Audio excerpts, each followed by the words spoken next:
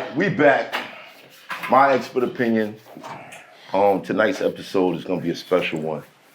You know, in hip hop, I feel like the gang culture has been promoted. It's been intertwined, and in New York City, a city that wasn't familiar with Crips and Bloods, you know, that was a West Coast thing. I have someone here who can explain the origination of the Blood Nation in New York City and kind of tell us where it started and where he sees it going now. Let's welcome Mandu. Welcome.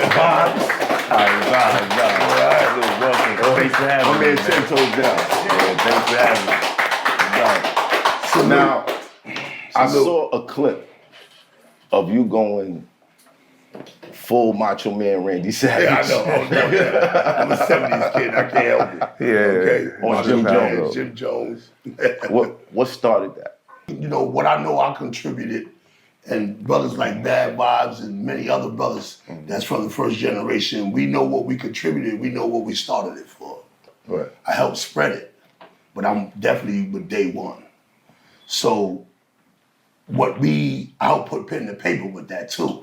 I came up with the ideology, like which direction we're gonna go in with this. We're prison revolutionaries. The media labeled us as gangs. The prison administration labeled us as a gang.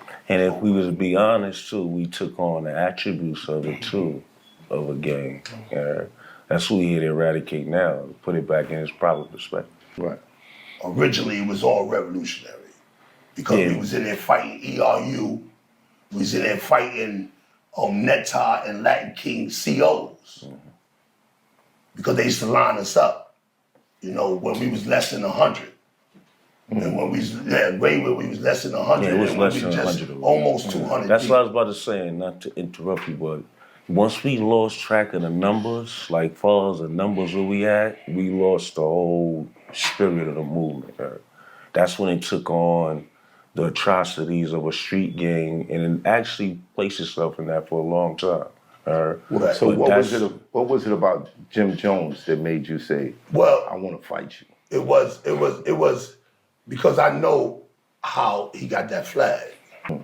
My brother is the one I brought in and gave him position to be able to bring other people in, but under the premise of revolution. Because I lived in prison, so I'm reading revolutionary books behind enemy lines.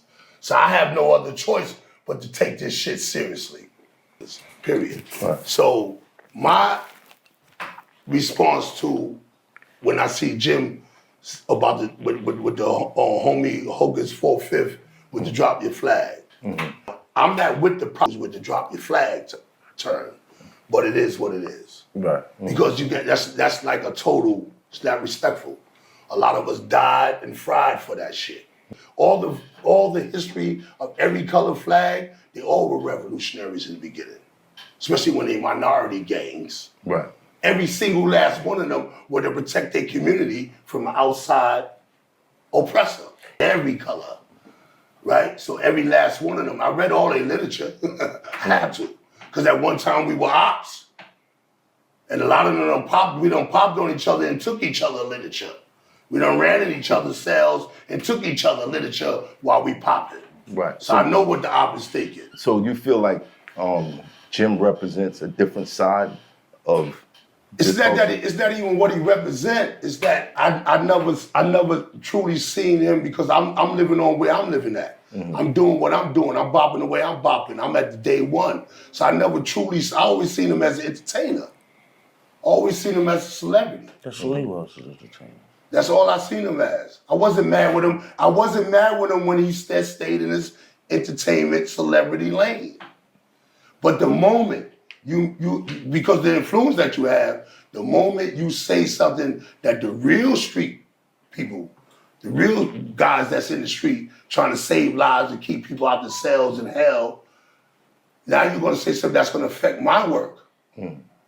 Because I truly believe in saving these people. I truly don't want these little young brothers inside these cells. Right. I truly don't want them out here killing each other neither.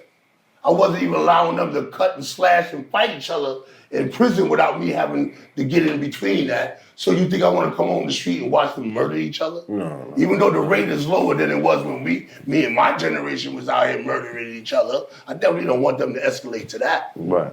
I want it to be non-existent. You follow what I'm trying to say? But because he has way more influence than I do Right. on a global scale, everybody know who he is, they know his face. They don't know my face. But I'm working hard.